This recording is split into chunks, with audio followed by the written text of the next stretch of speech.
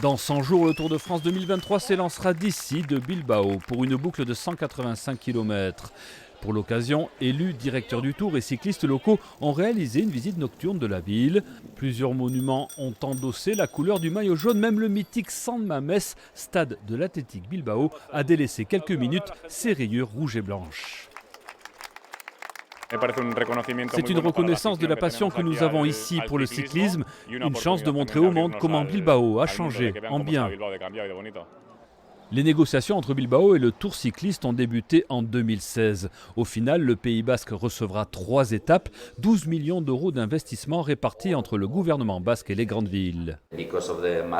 Avec cette médiatisation sur de nombreuses chaînes de télé, Bilbao sera connu dans le monde entier. C'est une vraie opération de marketing pour nous, pour la ville. De fortes retombées touristiques sont attendues. Les 10 000 chambres d'hôtel de la ville sont quasiment toutes déjà louées. À moyen et long terme, ça fera connaître notre ville, la situer sur la carte, même si elle l'était déjà avec le Guggenheim. Elle le sera aussi grâce au Tour. Christian Prudhomme, lui, a effectué la traditionnelle dictée du Tour au lycée français de Bilbao.